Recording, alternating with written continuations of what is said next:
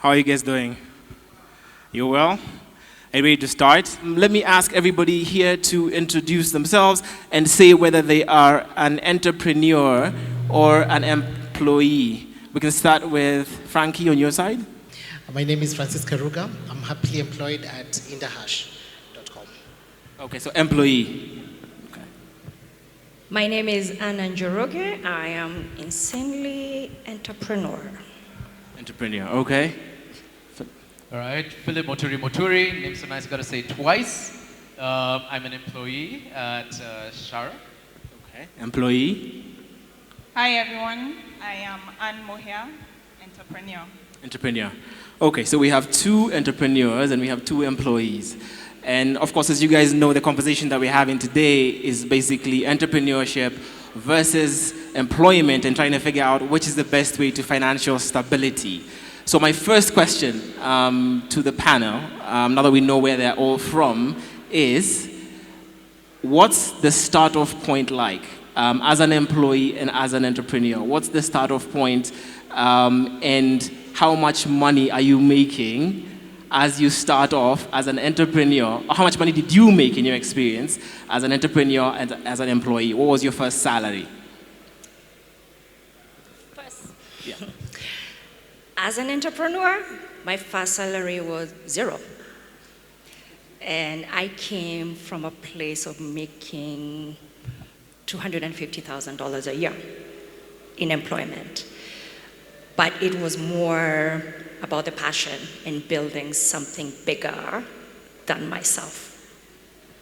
Okay, so 0 shillings Yes. from a salary of $250,000 a year. Frankie? My first salary, I think, was 14,000 shillings.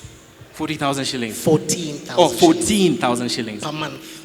Okay. Yeah, I was 21. So that's the first start.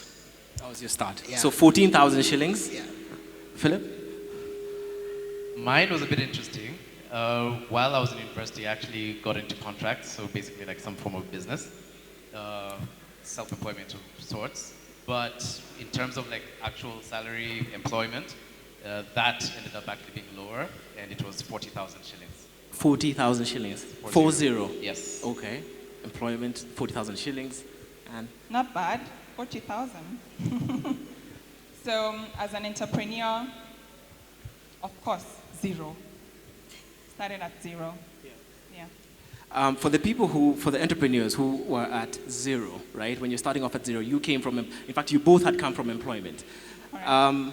If you can give us a bit of insight, if you had any financial regrets and how long those lasted for when you were making your 0 shillings, and for how long did you make 0 shillings? And how did you survive at that point? So I come from a background, I started a business in my 40s after a whole corporate career. So I had savings. I come from a financial background. I was a financial controller. I was a CFO. So I'd saved. I had investments.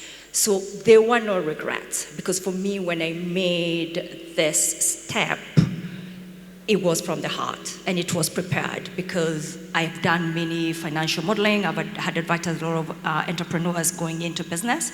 So I knew I needed to have a cushion for at least 4 years to sustain me. But I do happen because, again, I had worked. And that lasted for, even now, 6 years in, sometimes I pay myself, sometimes I don't. Because we are in the manufacturing business, it takes a really, really long time to break even. We are developing new products, and for you to grow, I still put money in the business to this day. Because developing new products, product development, creating, taking it to market takes it quite a while. But I feel I have this privilege that I had investments, I had savings, and I also have a skill that I still sell. I consult. I come from a financial background. Like I said, I was a CFO, I was a controller for Fortune 500 companies in the US.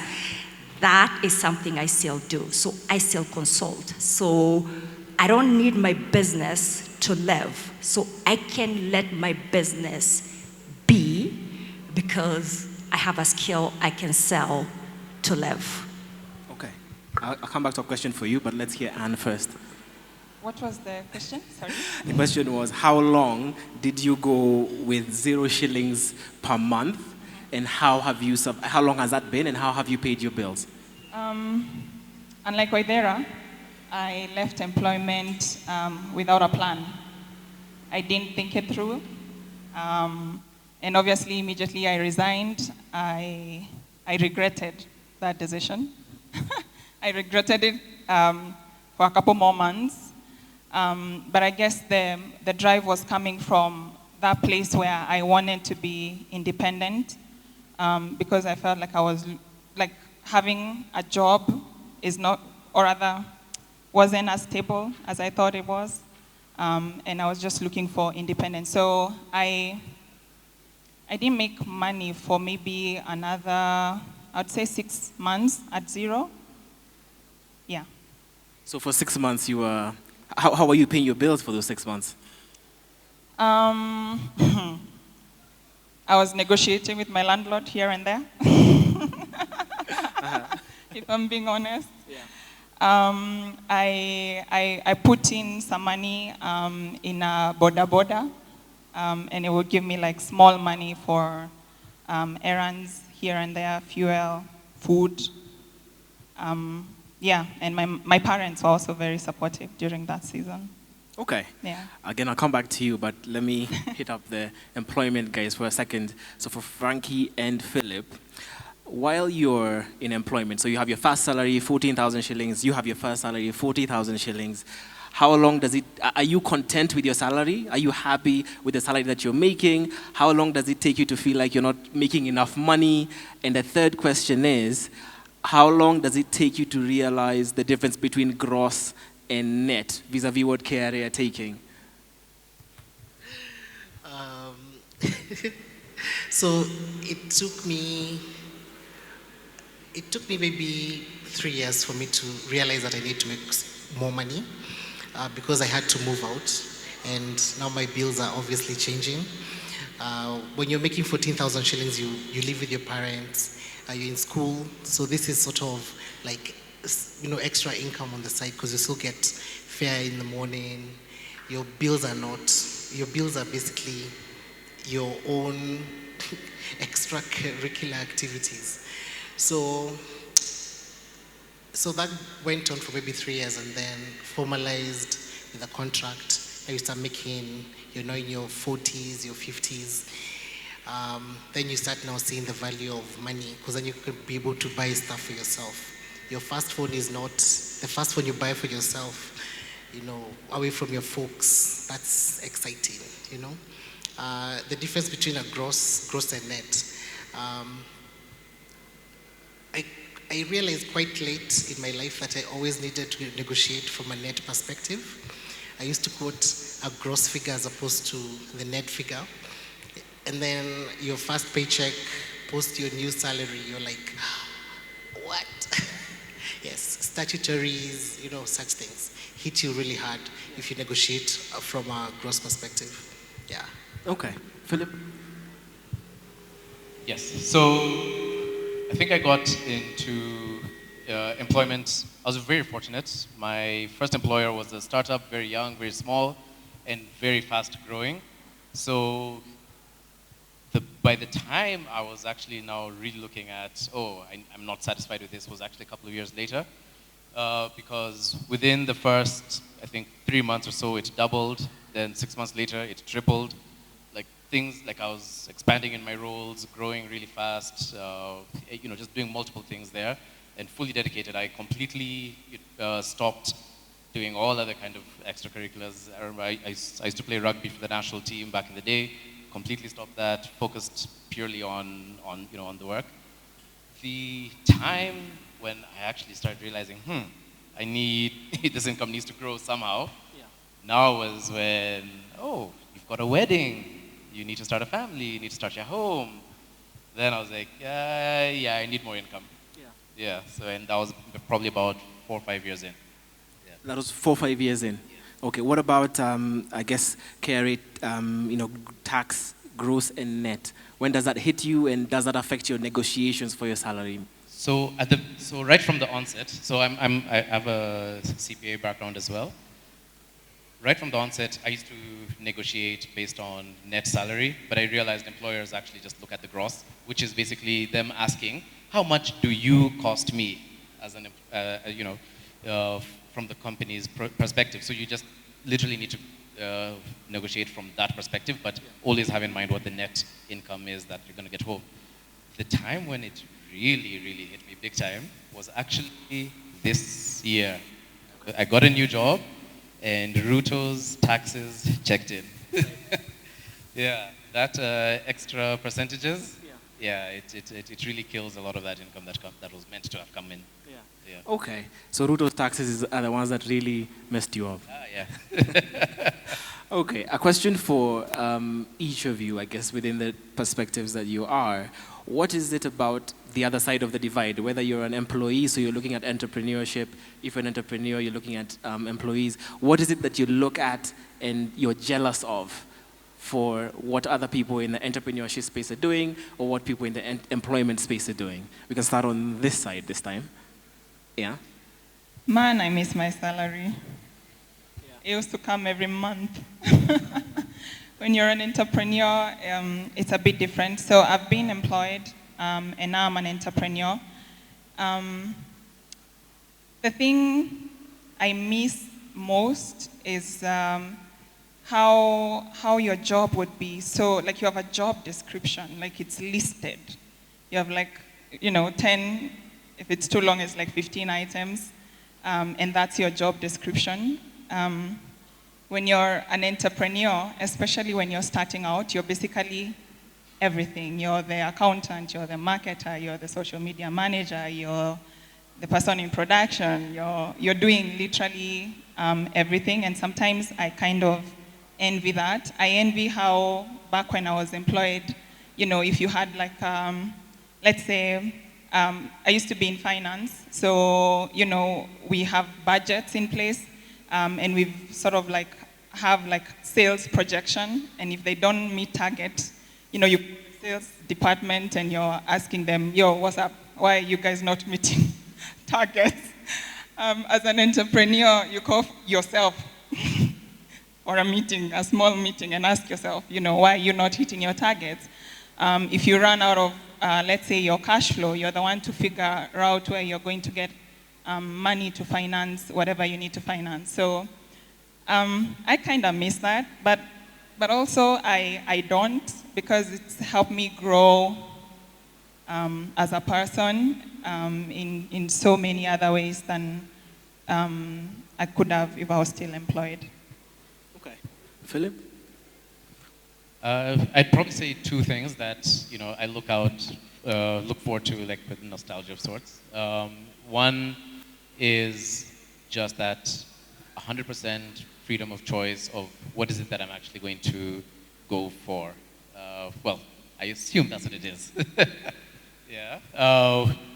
Choosing exactly what you're going to do, when you're going to do it, and why you're going to do it. Meanwhile, the other side of it is just a pride aspect. Yes, I'm the one who built this. Yeah. Okay. Anna? I think the one thing I miss the most is battle of the minds. It's the exchange of ideas with other brilliant minds. When I was employed, you have a legal department, you have tax department, you have a whole finance department, and they're experts in everything they do. But being an entrepreneur, and especially at the beginning stages, you need these skills, but you're not at the point where you can afford them yet.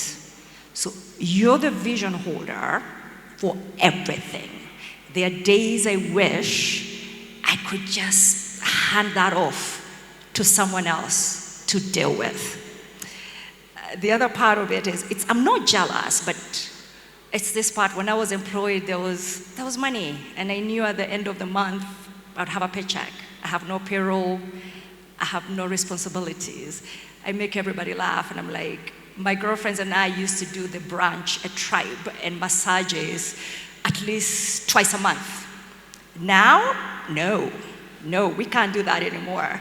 I laugh when we go for a massage and I do the calculation and I'm like, wait, that's gonna cost me 15K on a Sunday. I can pay internet, security, and electricity. No, we are not doing that. And I think just that's the part when you're going into entrepreneurship, you have to really commit and know why you're in it and know that there are days you would wish you had someone else to have these conversations with, and someone else to take this burden and handle it because you're so exhausted, but it's you, and you have to deal with it. So when it comes like, what do I miss? It's literally like that exchange of ideas and other brilliant minds that I'm not the only one. And I say, I don't know everything, so I'm probably missing certain things because I'm alone, not anymore, but especially at the beginning when you're all alone and you're tired and you don't want to do it. I miss that, having come from employment where you could exchange ideas and get others' point of view and strategize with others. Frankie? There are two things I look at from their side, and I wish I could have that every day. The first thing is, because they're in control of the strategic direction, they're in control of the people, they're in control of the narrative that they choose to tell about their company, and they can wake up one day and just change everything. So that level of control I'm envious of that level of control, because being employed, that means that you have ideas, but you have to follow a strategic roadmap that has been sometimes set for the whole year or even sometimes 2 years. So because you don't own the product. So their ownership of the product, I'm envious of that. The second thing that I look at and I'm like, I wish that was me, is when they do get their big break, it's a big break. You see them being bought out, or you get investors coming in and dumping in a bunch of cash into it. I've seen people walk out with millions. When you're employed, you can only hope that the bonus this time would be maybe a 13th salary, or it's going to maybe hit a certain percentage. So that big break, I guess it's something to really work towards. Yeah. Okay, let me pivot off of that question for the entrepreneurs and reference the big break that Frankie's talked about. Have you got your big break, do you think? Have you got your big break? Based on what Frankie's talking about, have you got your big break? Have you got your big money takeaway yet? This is for both Anne and Yawedara. Not yet. And for me, it's because I exactly know where it wants to come in. So up to 6 years in, I bootstrapped. Like literally, I funded my own business. Between me, some loans from the bank, and because I know the vision, and at the point I want that payout, I want to be the one. I'm not begging. This is what I'm offering you. This is what you need to give me. I need to be at the point where I'm calling the shots. And that's important for me. So I know what that point is. And that's where I'm working to get my business to. Because there's also, if you decide to go get money from outside too early or try to get that payout too early, then you end up shortchanging yourself. And for me, I know I came from a funding world. I've raised funds for a lot of businesses. So I know what that point is. We are getting there, but I'm very clear on what it is, and it's coming. Okay. How much would you say that you've invested into your business from the day that you started to now? I've probably put in about, wow. Probably approaching 100 million. Kenya shillings? Yes. Okay. And you've not cashed out yet? No. Okay. Because I know where I want to cash out. Okay. Yes. 100 million Kenya shillings so far. And same question for you. Have you got your big break yet?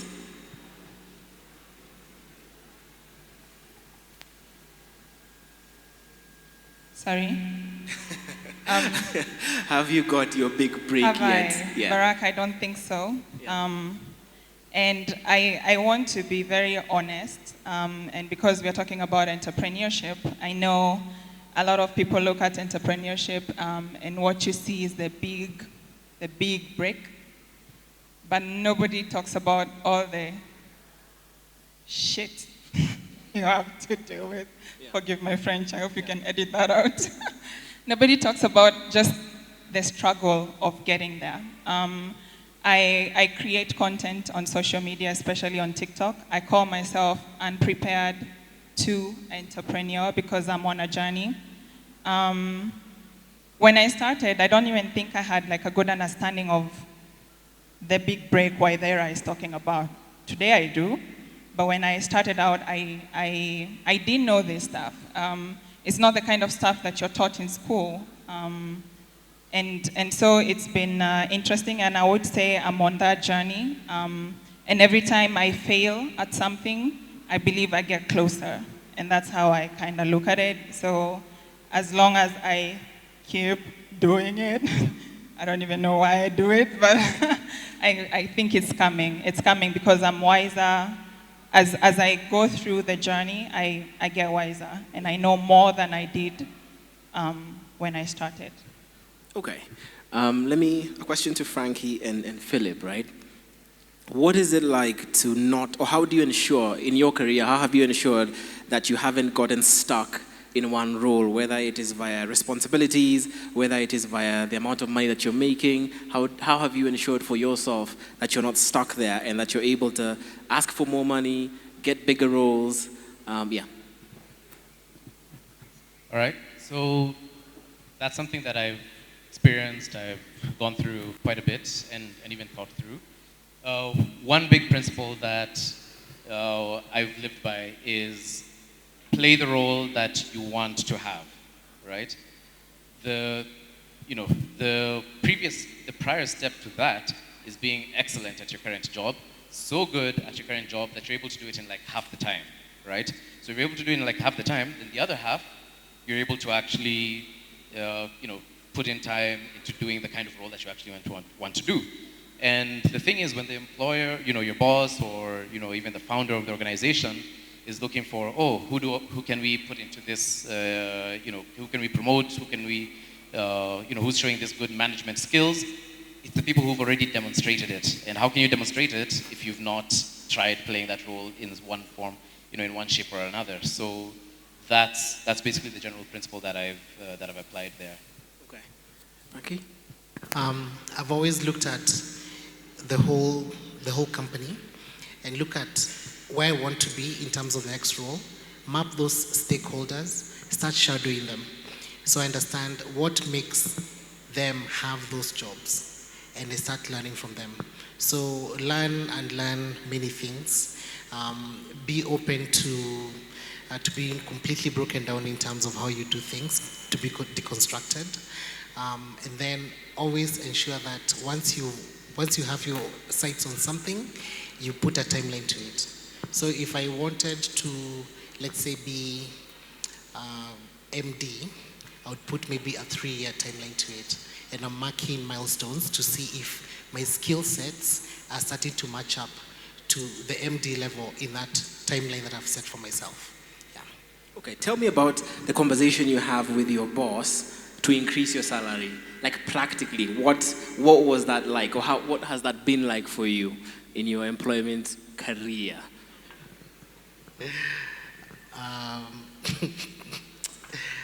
I'd go and tell him, my guy, I need more money. But this is, okay, without jokes, I used to be very feisty about money and my own development. So I'd go to the table and say, this is what I've been able to achieve without you asking me to do it. So I want to be compensated for it. And one of my bosses one day told me, one day you're going to come into this room and I'm going to throw you out of the window. Because I used to have that conversation every November. So you asked for a salary increase every November? Yes. And did you get it every November? I was in one job for 14 years and I got 8 pay rises. So every 2 years, essentially. Yes. Okay. Philip? Wow, that is impressive. So I'm really trying to replay that. I don't think I've actually done that yet. Really? Yeah. Yes. You've not walked Funny into enough. your boss's office and says, look, I need more money, I'm doing X and X and X. Can I please have a raise? I'm really trying to find an example, but as I told you, so I've been in the startup space, so I think this is another thing which we also need to look at. Not all employment is the same, right? Different organizations offer different kind of opportunities. I've been in startups all through, right? With startups, the companies are typically growing like almost 2x every year or every 2 years. With 2x kind of growth, that means they're basically, almost 50%, like double the number of jobs, double the number of, the revenue and all that. So you have opportunities to keep on moving and as I mentioned, like right from the start, I think my salary, at least with my first job, it went up without me prompting, right? It's just because now, okay, I'm moving into another role, into another role, into another role, and with certain role changes, that also would typically come in with, with an increased income or increased salary for that matter. Yeah. Okay. So both of you, so you've not had to have that discussion because it's come to you naturally because of the different positions that you've been in. And Frankie, you got 8 salary increments in 14 years. Okay. From the entrepreneurship space, what does it look like to try and increase the revenue that you're taking from the business? If at all you're paying yourself, what does it look like practically speaking? And how do you even decide what you're going to pay yourself? So when it comes to, I'll speak to me, paying myself hasn't been a priority because I knew my payout will come. And it was about increasing revenue. So for us, being a manufacturing business, is increasing our basically footprint, the market, creating new products, penetrating new markets. So in the last 2 years, we've been working on the US market, which is doing really, really well, because that also comes into the big payout. So I have never put myself as a priority to get me paid. But the reason for that is I also know I get income from other places. For me, my biggest one is to make sure my team is paid. Because we are not gonna grow, we are not going to get to that payout, that beautiful space, if they are stressing about not getting paid. So my first priority, as we are growing the market, because I can't grow it by myself. To grow revenue, I need them. So my priority is to always make sure, no matter what is going on, they're paid, and they're paid on time. Because without them, we're not gonna get anywhere. Yep. And same question? It's really the same thing Wadera is saying. And I don't want, any aspiring entrepreneur to live here thinking, I'm not gonna get into this thing. Because truly speaking, your needs come last, unfortunately, at least at the beginning. So you will find yourself prioritizing salaries to your employees, rent, for example, and growth, because you're looking to have your business grow. And let's say I pay myself the same amount I was being paid when I left employment. That is money I can put into, let's say, our digital space and get more sales.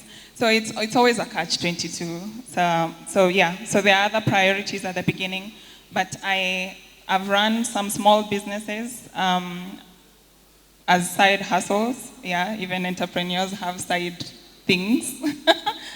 And one of them I actually eventually sold, and that's how I got paid. So you can look at it as the big break Francis was talking about. Okay, in one way or another.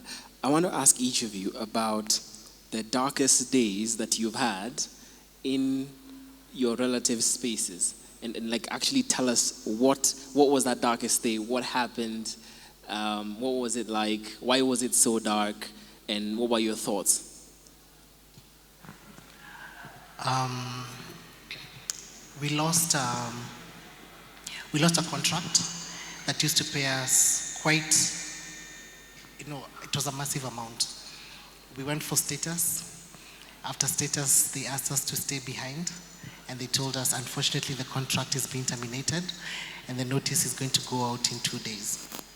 So the drive back, you just see everything just falling apart, because you're now thinking, this is your biggest vendor, your biggest client.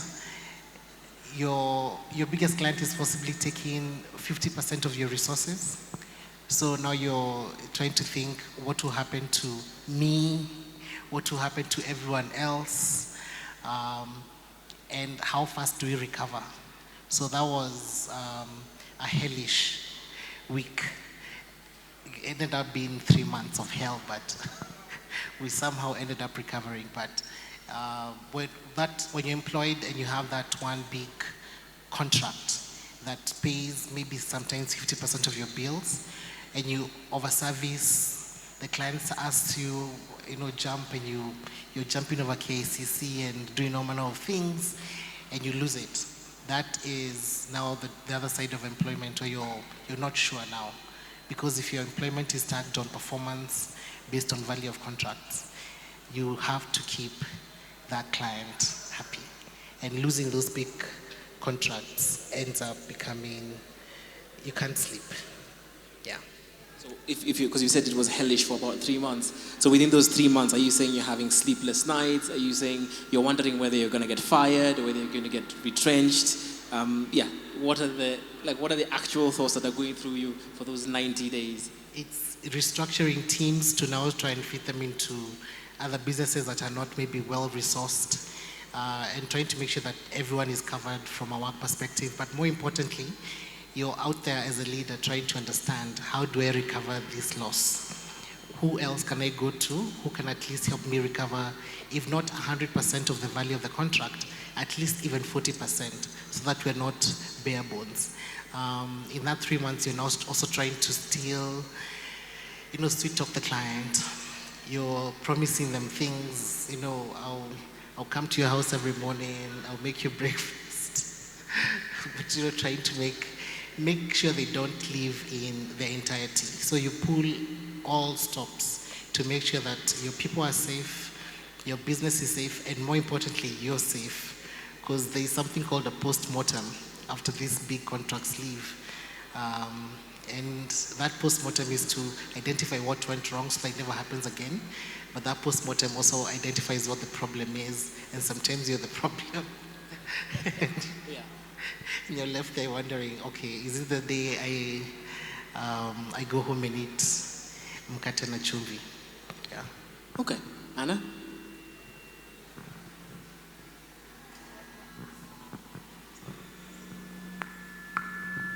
Just one dark day. So I'll come up with one because it's also a lesson to many of us in different things. In entrepreneurship, you can start with a very sunny morning and then a stormy with hurricane and tsunamis by the evening. So I feel like mine came, and I'm going to use a specific example because it has a potential to shut us down. And it goes around the regulatory issues. In 2018, when KRA literally started going around beauty shops and pulling products off the shelf, and this was to do with excise tax.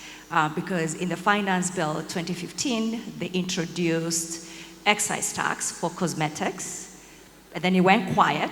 It was in court for years, and then all of a sudden they've decided you need to be exercisable. So they've shown up at your super cosmetics, whatever, and they pulled your products off the shelf, and they've harassed whoever retailer it is, and you're getting your calls, go to KRA. And at that moment, you're like, okay, what's going on? And they're like, you need to apply for an excise license. And you start going through the process, and we realize to get taxed, to get this license for you to get taxed, is going to cost you 3 million shillings. Yeah. To be compliant, to be taxed, costs 3 million shillings. And at that point, there's fines, there's penalties. And I'm a firm believer, if you want to grow in entrepreneurship, don't mess with the regulation. Don't mess with the agencies that have the power to shut your business down. Be compliant, otherwise you won't grow. And that was, 2019 was pretty difficult because we had to go through this process of licensing. And if we don't do it, then we are selling our products on Instagram and we are not growing. And that is really something that came so close that I could lose everything I have invested in this business. And that, it was pretty dark. I think I always have sleepless nights, but I think that was the worst. Like I said, it's the government. They have the power to shut you down. So that was pretty scary. You talked about the 3 million shillings, like it was quite big. Why was that such a big number for you at the time? What was it a percentage of? So the reason that number was so big is we did a plan. And this is also the thing about entrepreneurship is you plan. The one thing I always say, be agile, because no matter how much you plan, the only thing you can be sure of, something will go wrong. So we wanted to do a factory in about 5 years. So we were contract manufacturing. The plan was in 5 years, which was supposed to be this year, 2023, would have our own factory. 2019, now we need to have our own factory because that's the only way for us to get this license to comply. So our plan for a factory, for what we had projected for 2023, has now been pushed to 2019. And we need to go get a factory, get leases, get bonded, and get licenses, get so many other things that needed to happen. So that was literally bringing a plan we'd had for a financial plan for our business and bringing it forward 5 years earlier than we had planned. So you had that money wasn't there. Yeah, so you had to look for the money to try and figure out how you get this factory. Exactly. Yeah. Okay. Philip, your darkest day in employment? My darkest days were, this was COVID. COVID had just, the onset of COVID, faced retrenchment, like 2 months after it was announced in Kenya. Mind you, just to give some context, at this point, my wife and I had just gotten our third child, just a few months earlier. And over and above that, my wife had also, taken time off work, to basically, raise our children. So we were all on just one income, since 2016 actually, right, when we got our first child. So I'm here supporting this entire family of 5, and the retrenchment has hit us, and that means 0 income for the entire family. I was still paying off a mortgage as well. So that was basically the darkest time. I remember the first week was just getting, having sessions with therapy sessions, just trying to figure out what's going on.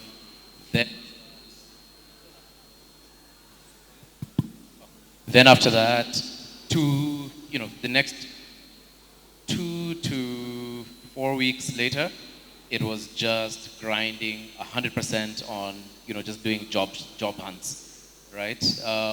I'm very, very fortunate. Through that entire job hunting phase, I did manage to get, actually different job offers. I think about 3 of them, and I managed to pick one of them, and I was very happy about that. But yes, that particular period, COVID. And remember, oh yeah, the other context about COVID is that that's the time when most companies were also just retrenching, heavily retrenching, downsizing, reducing people's salaries. So I wasn't even confident that there was even anything out there in the first place. How long do you go before, when the retrenchment happens to when you get your job? How long, what's that period? How many months is that? So I think that ended up being about a month to 2 months. So that was the duration. Because remember, during this, I was going through lots of technical interviews at that time. So, you're given like some exam of sorts. You come back, you're chatting with different people, just having different stages of interviews as well with all those different organizations. So it was a period of about a month to 2 months.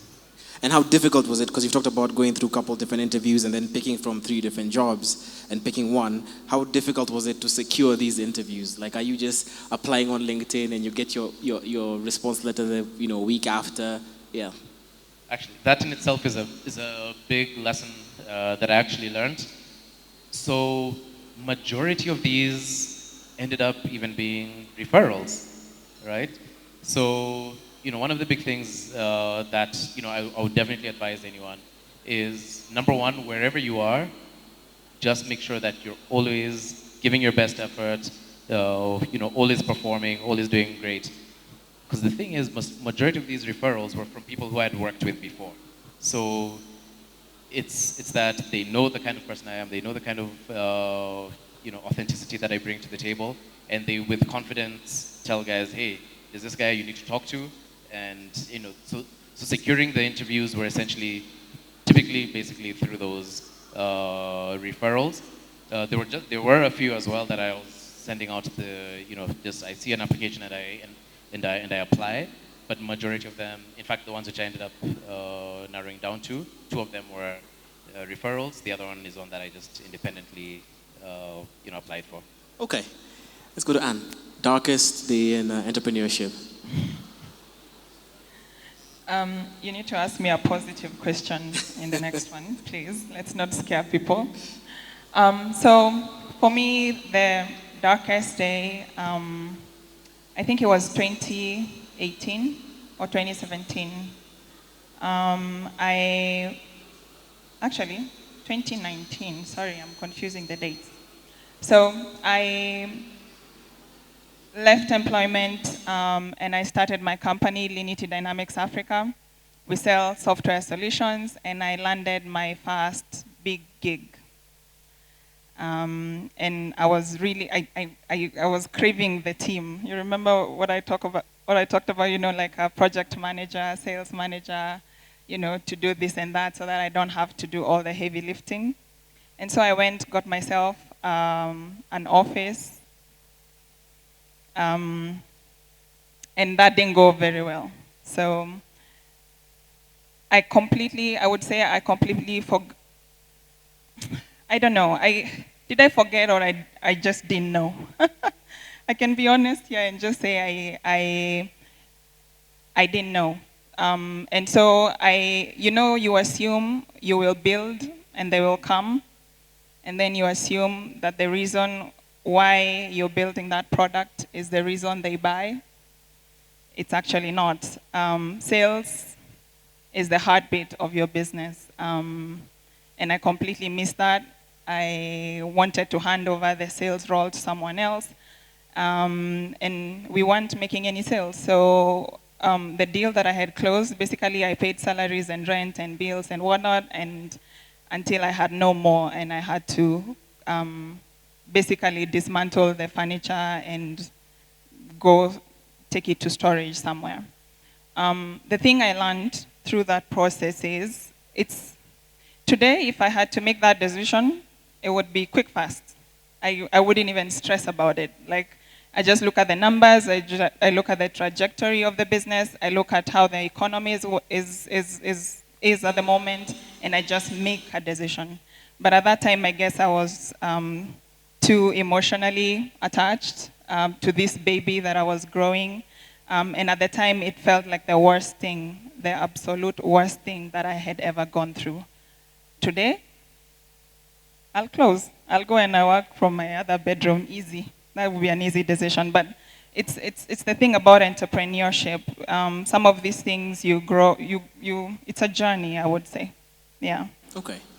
A question around purely money, right? And my question to each of you is, you've lived your life in a certain track, I guess, whether it's entrepreneurship, whether it's employment, whether it's a combination of both. Do you think the life that you've lived so far and that you've chosen to live has earned you the most amount of money that you could have possibly made in your career path or in your chosen life, so to speak? Like, do you think you've made the most amount of money you possibly could have made in your life up until now? Let's start on this side. Yeah? Do you think you've made the most amount of money you possibly could have made in your life based on the decisions that you've made and the career that you've had so far? So far, had I stuck to employment, I definitely would have pocketed more, for sure. But ask me that 5 years from now. That would be a different answer. But for now, if you had been in employment, you would have made more money. For sure, yeah. Okay. Wow, what if questions are not the easiest? Wow. I assume it's possible that I would have made more. Yeah.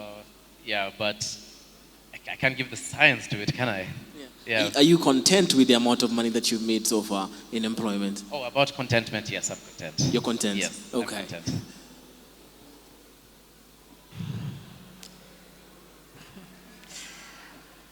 I have invested. So for me, it's not about the now, because if it was about the money right now, I'd have chosen to stay in employment. But I have chosen to put an investment in something that will be so much bigger. And not just for me, but also create wealth for others. By going into entrepreneurship, I'm also making money and the ripple effect for others, which was one of the reasons I went to entrepreneurship. I wanted something bigger than me. I wanted to help create wealth and financial freedom, especially for women in Africa. So for me, yeah, right now as we speak, would I be making more money employed as me? Yes. But do I have the potential to make way more by what I've done?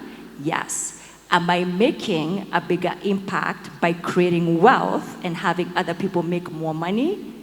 Yes. And for me, that's what keeps me going. Well, I think based on what I know, if I did go into business, I would not have made as much money. Because there are things I've learned over the years on how a business should be run that I didn't know before. So if I did go into business when everyone was trying to jump ship, I'll be eating my nails. But so far, I'm content with the chosen journey I've taken. Yeah. Okay. How much control do you think you've had over your career and your ability to make money? And by control here, I mean against luck, against a higher power, against opportunity. How much control do you think each of you have had as individuals in the chosen career path that you've taken and the amount of money that you've been able to make thereafter? Start this side. I would say about 60%. And the reason I would say 60% is because it's the selflessness that I had to put in, the discipline I had to put in, the rawness of employment I had to endure, and more importantly, the lessons I had to learn and apply. So 60% goes into, all these things go into 60% of that control. So if I didn't have the discipline to, be up at 4 in the morning, I picked up this habit, 4 in the morning to learn, go to bed at 8. But if I didn't have that discipline, I would not be able to get exposed to a lot of opportunities. So those things blend into that 60% in terms of the control I've had in getting to where I am career-wise. Yeah. The 40% obviously, many other factors, people, places, God.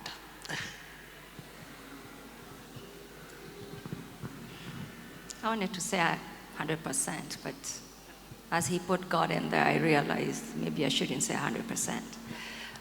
But mostly, I have control for the most of the time because I have the choices I make. I have who I choose to come in to help, whether consultants or teams or what products go to market.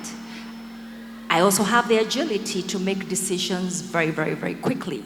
So if something is not working, we can kill that and go on to something else. I have the agility to remove products, create new products, bring them to market, take products out of the market, and even how we interact with our customers and the tone.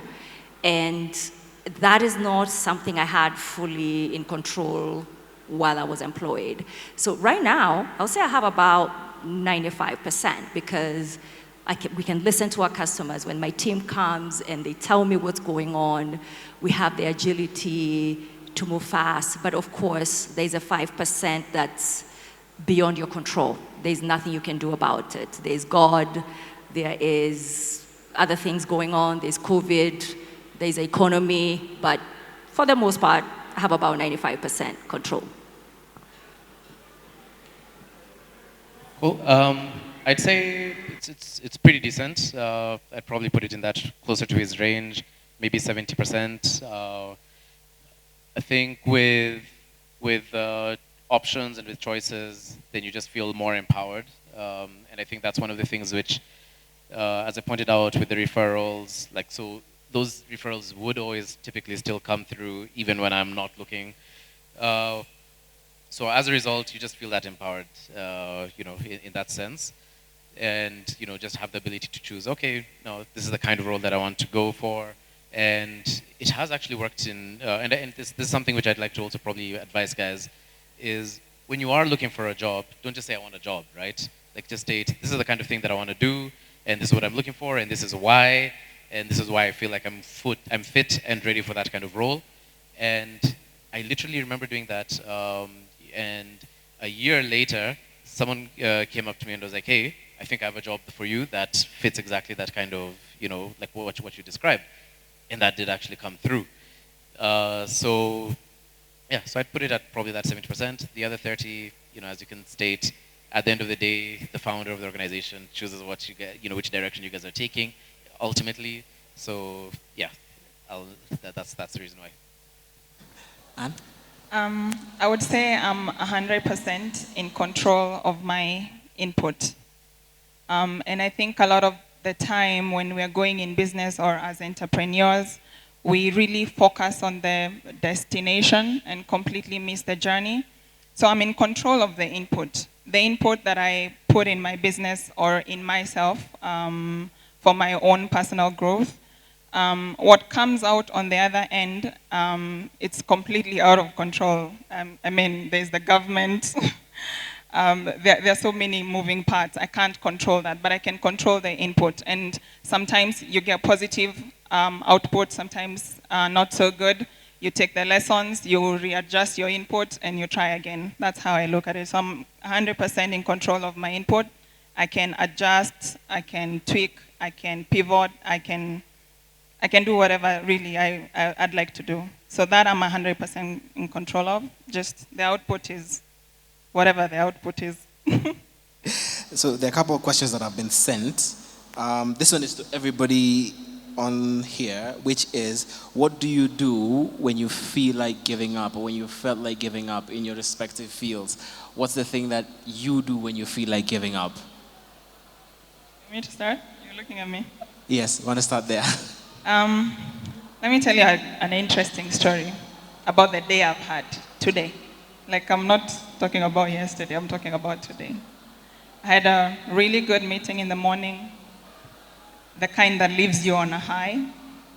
And at around 3 p.m., I was dealing with some stuff. And it's not been a great year for entrepreneurs. Business is really low. And this little thing happened at around 3 p.m., and I found myself in my car, crying, tears. I cried, I let it all out, and then I needed to show up. And I'm here not looking like I cried for 30 minutes. So that's kind of how entrepreneurship is. The ups and downs, you have to just embrace them all. Okay. So is there something that you sort of do to get yourself back up? Is there something that you do to, pick yourself back up, make yourself feel good? I think I allow myself to feel at that moment. Then I like to call myself for a meeting often, a couple of times a day sometimes, and just literally analyze, like remove myself from the issue or the stuff I'm dealing with, and just look at it objectively. Like, what are we looking at, Anne? Because the Anne in that situation is emotional. Maybe I'm feeling hurt, maybe I'm feeling disappointed in myself, whatever. So, but when you remove yourself from that situation, you're able to look at the situation you're dealing with more objectively, and you can see maybe some areas you could have done better. You're able to see some of your blind spots, and you're also able to see what you're not actually in control of. And I feel like just feeling, then analyzing what I'm dealing with, and just moving. Sometimes it can go for a day. I'll Netflix and chill. I'm not doing anything today. And just be in that moment, but not too long. It can be a week. In fact, it can't even be 2 days. And then I keep it moving. Oh, so you give yourself 1 day to cry it out, get over it. 1 day max. 1 day max. Today I had 30 minutes to get myself together and get here. Okay. Yeah. Philip? All right. In my case, when it's really, really, really bad, just take a look at, all right, who are all these little minions of mine? So I've got 4 boys. Will they look at me and be like, oh, dad also gave up? Yeah. So just making sure that they never ever get to see a case of dad giving up. But just to draw from the example that I gave of during my COVID time, is just number 1, truly having that belief in yourself that you can figure it out, you can do it. And then number 2 is always take action, right? So it's not just about a case of believing, but what action have you taken? Think through it well, and just make sure you take action. The thing that which usually prevents people from taking action is fear of some sort, fear of rejection, fear of looking, dumb. Because, for instance, when you're out there telling people, "Oh, I'm looking for a job," "Oh, I don't," I'm out of a job. That can be embarrassing sometimes, quite frankly. Yeah. So, but if you get over it and actually take action, then you're actually going to move on to the next step. Okay. That's Philip. So for you, your boys motivate you, your boys keep you moving, and to ensure that you're constantly taking action. Right. Okay. Anne? I usually say I live life so shamelessly me. I have no shame. So when those days come and I'm not okay, I am very okay with telling the people around me that I'm not okay. I have an amazing partner.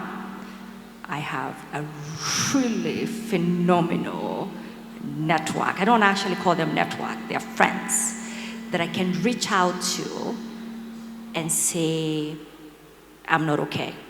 I've also created a relationship with my team that I'm honest enough to let them know I'm not okay today. I need time, we'll come back. And it's about being honest with myself and taking care of me in that moment and never faking it. Might take a day, may take 2 days, but it's looking out for myself so I show up for everyone else. So I usually say I don't take my relationships lightly. I'm privileged to have some amazing ones, and I will always tell them what's going on. I have no shame in disappearing and real self-care. I'm not talking about self-care where I go buy myself skincare products and do my skincare routine, even though that's important, it's amazing. I am talking about getting away from everybody and doing something that is just for me and not trying to pretend to the world that I'm okay, because in that moment, I can't show up. So I usually says, my people, honesty with myself and the people around me, so they can support me to show up again. Frankie? I sleep. I will have this. There's a brand called Nitol. It's a really simple sleeping pill. I'll take 2 at 6 p.m. Sleep until 8 or 9 the next day. Step back, then start looking at the mess, and then I'll start calling people. There may be 3 people that I'll be on the phone with consistently, and I'll tell them what's going on. There's no bullshit with those people, and they don't expect me to give them bullshit. So I'll give it to them in the rawest form possible. Then they will say, okay, this is what maybe you need to think about. Then once I have everything settled, I will get into a plan of action. But I'm a huge fan of sleeping it off. I will force myself to be in bed for at least 12 hours. Yeah. My last question for you guys here is, whether it's entrepreneurship or employment, for you in your lives and your individual purposes, has it been about money or purpose? Which one do you think is the bigger contributor for what it is that you do? And remember, when I'm talking about money and purpose, I don't want those TED Talk answers. No, because you do have bills to pay, you know? So is it about money or is it about purpose? And then my second question is, if you were living in a vacuum and you were able to make whatever amount of money that you needed to be able to survive, not excess and not less, but enough to be able to survive, would you choose employment or would you choose entrepreneurship? So that's my 2-part question. I think we started there last time, so I'll start with you, Frankie. Well, it's a mix of money, because money helps you advance yourself. Money helps you take your mind to new places, exposes you to new thinking, new people. So it's a mix of money and it's a mix of impact, personal impact. If I'm able to have my name, under lights. So there's this thing, a few friends of mine, we play around, it's fame and fortune. But the fame is not, it's not, Nairobi fame. It's not Nairobi fame. It's being known in the right rooms for your impact on different set of things. If I was in a vacuum, I would actually choose to be employed. If I was in a vacuum, I would choose to be employed, because there's something that Anne said, the depth of the people that you interact with in an employed space is invaluable. You can't get it when you're an entrepreneur unless you're breaking a unicorn, and then you're able to afford all these people into the room. When you're employed, you get access to a lot of brilliant minds and different ways of doing things. So that's what I'll choose. Anna? So I would say mine, entrepreneurship is about purpose. But I'm not going to sit here and lie. I'm not running a charity. So of course, money is also important. But the bigger picture of it is basically to make money, but being driven by purpose. If I was in a vacuum, I would choose to be an entrepreneur because of the impact it makes. I'm a bleeding heart. I want to help everyone in the world if I could. So I would actually choose to be an entrepreneur because that gives me the platform to do more in the world without actually having to worry about money if I was in a vacuum. Philip? Cool. So my employment journey has essentially just been about financial freedom, trying to increase my asset base to essentially just get enough passive income to take care of all my basic, my and my family's basic needs, and propel me therefore into entrepreneurship. So I think it's just obvious for me. If I'm in a vacuum, it's about entrepreneurship. Just looking at that passive income, that whole story, is that more about purpose and versus money?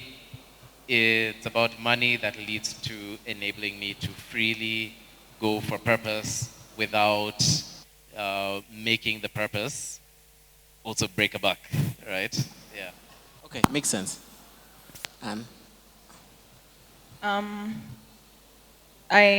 Any entrepreneur who's lasted more than 6 months, it's not about the money. I can assure you. 6 months is how long you do before you give up and look for a job. And trust me, I sometimes it crosses my mind, like, what is this stuff I'm doing? Can I just go look for a job? But the purpose is so much bigger.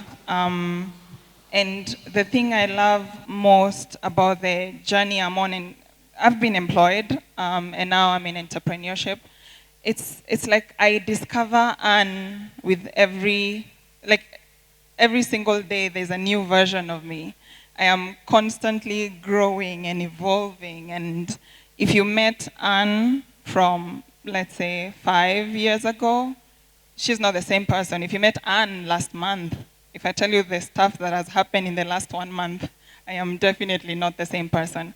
And so for sure, entrepreneurship, from a personal growth perspective, but also from the bigger purpose, it's so much more fulfilling for me.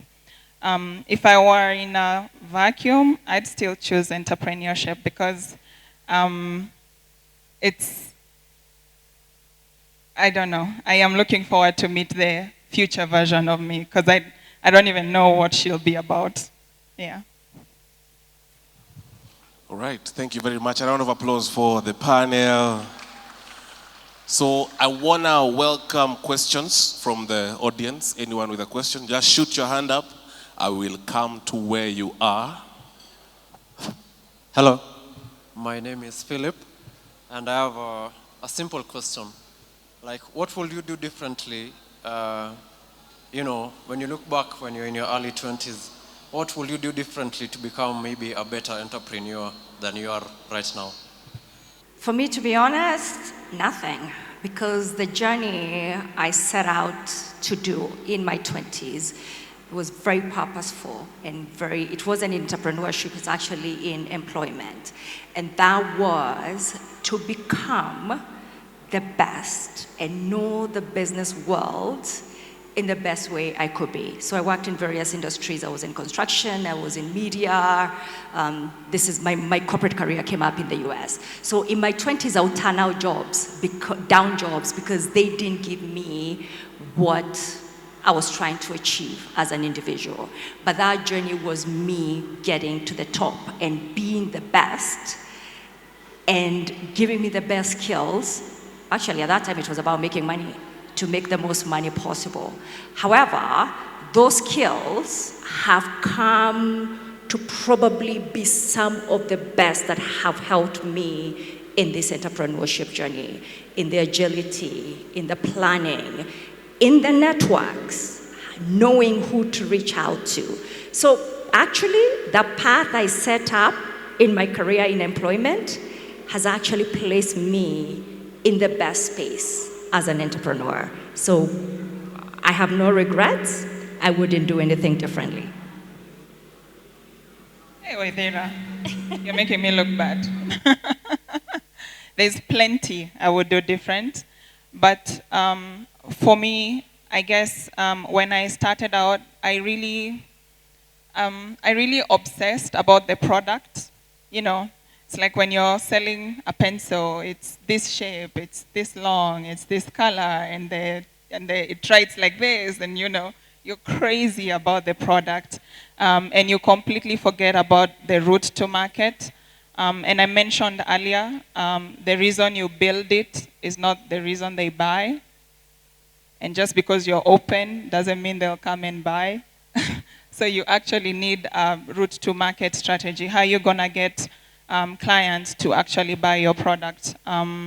So I would put sales at the center of the business, because if you do not have sales, you don't have a business, and that's something I obviously overlooked when I started. And to add to that, the reason for no regrets, again, I had a longer career than you did. So those things you're speaking to, me being employed put me in rooms that allowed me to see that. So I'll give an example. My last job before I came back to Kenya was with CBS. If everybody knows the media company with the I, CBS Corporation, it's media. And we used to sit in these rooms every Monday, and there were battles. So content is king for programming. Sales is king for sales because they want commercials. So what's more important? And just me sitting there as the CFO and observing the back and forth put me in this space. If I had just gone into entrepreneurship in my 20s, I would not have an idea. So those are things but I had the privilege of learning them from a very secure place with a salary.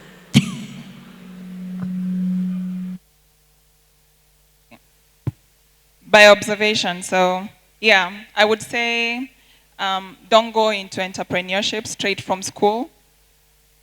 At least get employed a couple of years. It saves you a lot of headache.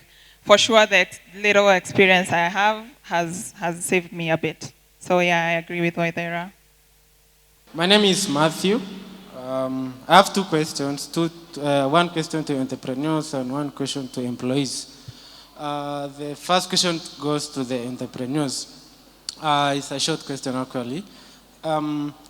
What length of time should you judge whether to quit your line of business or diversify portfolio?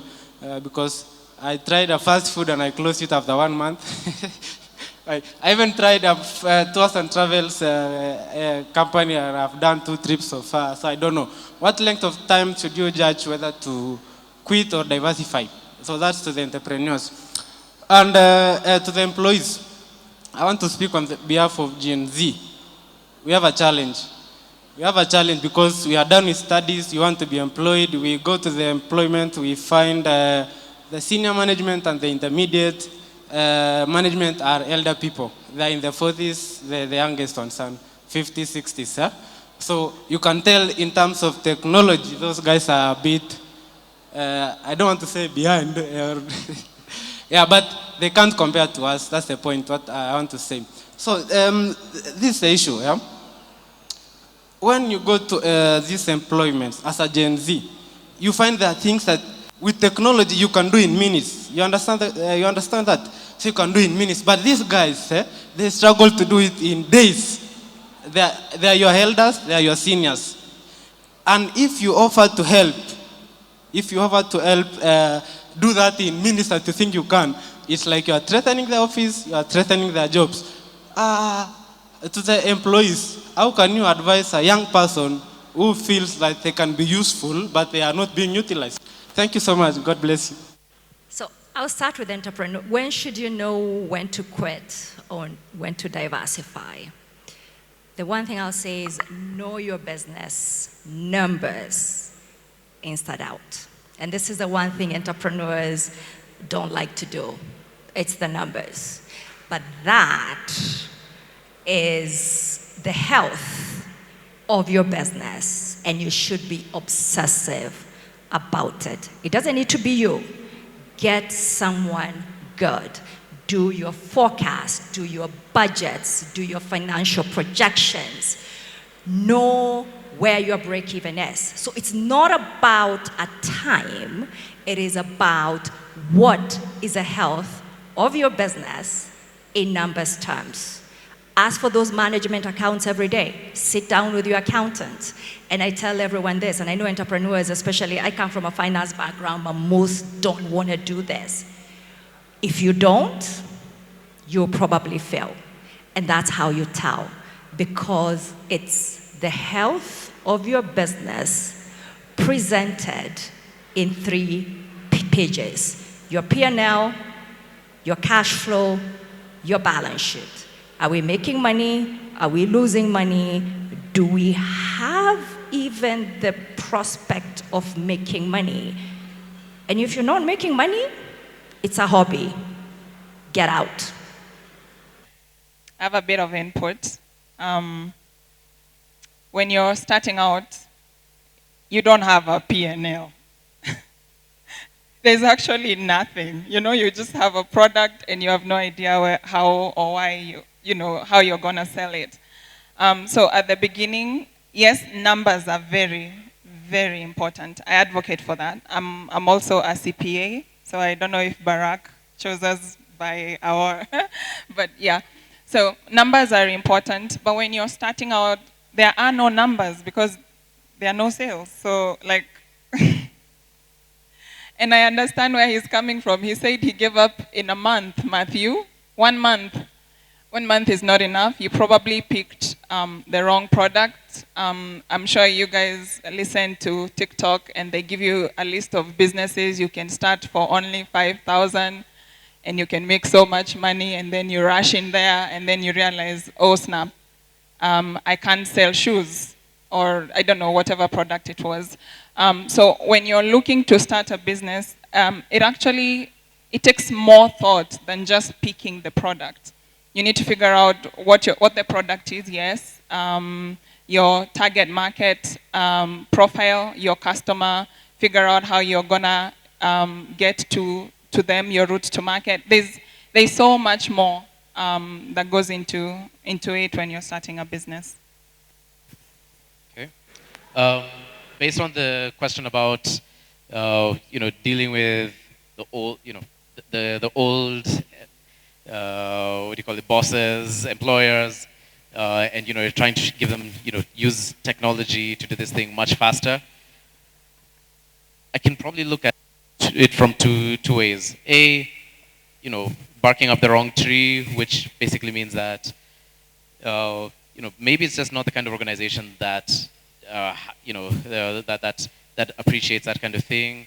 There are many other organizations that have much younger people, or try and find someone else within the organization, right, who would appreciate that, that technology. And the thing is, it's very valuable to use technology, right? The tools that you use, the tools that you use are important. I'll give an example. Take an accountant who's doing math, doing the accounts using no technology at all. Then you have the one who uses a calculator. Then you have the one who uses Microsoft Excel.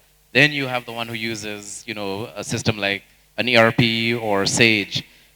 The person who's least valuable is the one who doesn't understand how to use any of these tools. The person who's most valuable is the one who is using the best technology.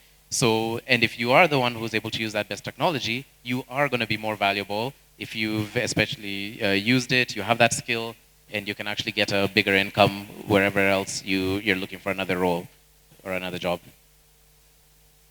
I would say in this situation, you look at tapping into your soft skills. So your soft skills here would be find an ally in the organization, because humanly, no one wants to be told they're doing the wrong thing. So find someone in the organization you can learn from and you can teach them something. Then that ally becomes your in to teaching everyone else. In such situations, always lean to your soft skills, because if you go kifuambele, those guys will see you as a threat, but you're not a threat, you're adding value to them. So once you've gotten your ally and you've proven the value of the skill that you're bringing into the organization, And that value being, if we're able to execute certain tasks faster, then we're able to pick up more items or more tasks within the organization. So tap into your soft skills, get into an ally, use that ally to attack the larger base of the old people who are technology agnostic, or they don't know what they're doing. Then eventually you might end up winning. But if you go kifua mbele in an organization, you'll get that feedback quite fast. They're going to block you out of so many things quite fast. Yeah. There's 2 more questions. So we'll ask those 2 and then we close it at that. Yeah? Hi, my name is Jacqueline Wero. I'm a mechanical engineer. Thank you so much for the podcast, Barrack. My question is, especially to the ladies, have you faced any salary discrepancy under whichever capacity that you have worked in? And now for your organizations, what are you doing to ensure that there's no salary gap between the ladies and the men, regardless of their age? Yeah, thank you. My name is Cheryl Mati. So my question is, in your entrepreneurial journey, have you ever been in a situation where you're too attached to the business or to the product you're providing, despite probably it's not doing well or it's failing, and you have made bad decisions due to how attached you are to your business? Good evening. My name is Kelvin Nash. I'm an economics and an IT. And initially I'd started a company, a hotel actually. It never got well and I closed it. Like what Madam Anna was trying to say, that I learning and putting the emphasis. I've been in a situation whereby you get like, my profession is very far from hospitality, but had to venture in to learn because I had an interest of starting an hotel. You get it, huh? So I went in. I never wanted to take another degree of that sort. So I went in, learned, and if you understand Kiswahili, like nikajifanya, wacha nifungue yangu, yeah. So I tried it, but what I did, I put some profession, people who are based on that.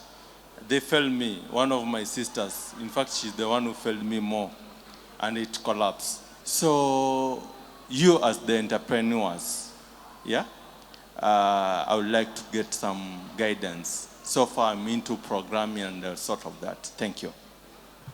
Let me paint a picture of how emotional attachment has played in the past in my journey. So I spoke about the office I opened. It was in a very fancy address, nice building. If you come to see me, you get parking. And obviously I had employees, and it had a carpet. And that was really good for my ego. It felt nice, like, and I'm assuming this could also be like, let's say, how your social media page is, how it's laid out, the color schemes and whatnot. And maybe that particular decision is actually not making you money.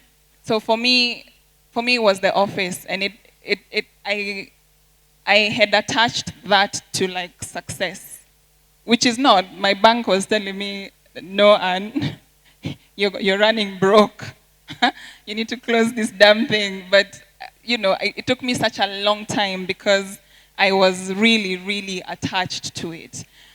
So the thing I would ask you is to sit with yourself, by yourself, kwa kona mahali. Ask yourself, what is this you're struggling with? And is it a you problem or is it a business problem?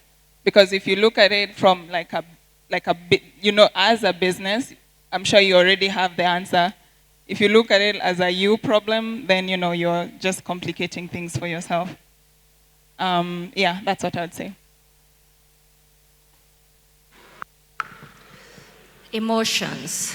they're attached to every product. But when I was coming into the business, best advice I ever got, but the person, our first product to market was scents.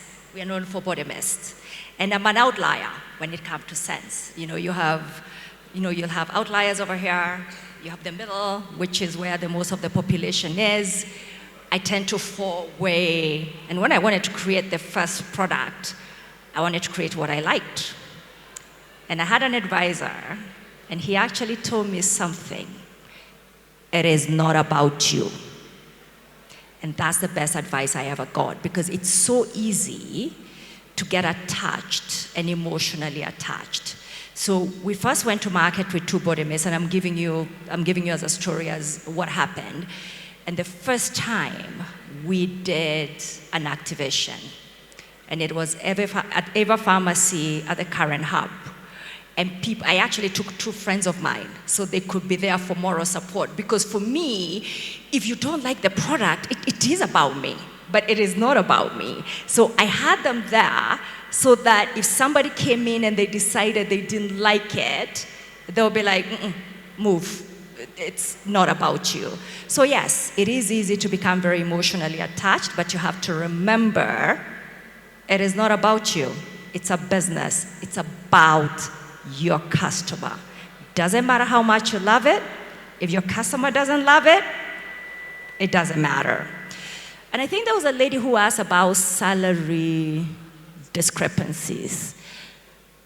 I've been employed, and for the most part, and I can say this from a very educated perspective, I was always in finance, I always knew what payroll was.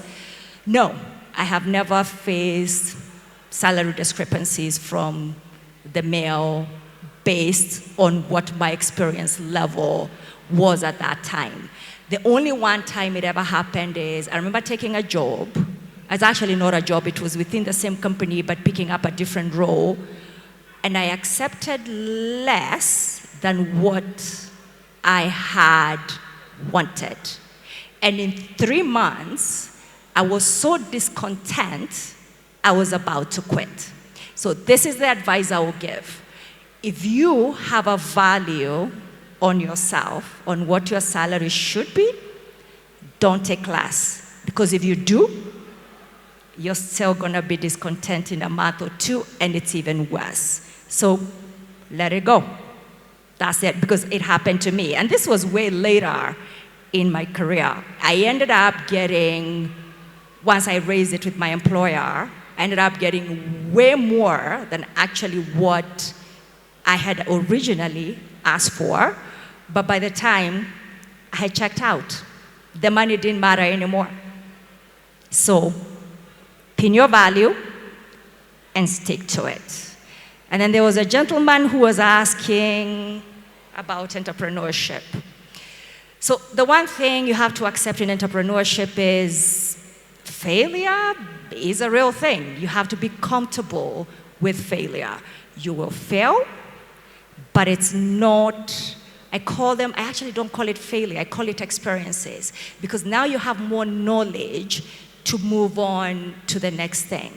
We have products we have brought to market that have completely flopped, and yet we did the due diligence. We did the market research.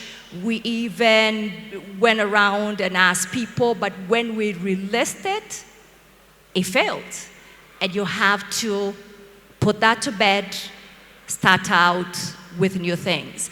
And you will end up spending money in places, and you're like, wow, how did we mess that up? But don't get stuck on it. So yeah, you will fail, but go for it. Entrepreneurship is about taking the risk for a bigger reward. And you have to have an appetite for risk, believe in yourself, and go for it. And know you'll fail. It's not gonna be perfect. Perfection does not exist. Yeah, so he spoke about jumping into programming. I think that's the last question that he raised. Within programming technology, the biggest thing that you need to really do and build up is your portfolio. So, which is, and portfolio here would be on GitHub, all right? So just make sure you build a very good profile. That means that you can even just do gigs for free or even your own projects. But as long as people can actually see your GitHub repo, they can see the things that you've built. That's the stuff that you actually go in, for these technical interviews or even to get any of these programming, contracts, right? So that's the biggest thing that you need to really work on, which is your profile. All right, thank you very much. A round of applause for the panel once more.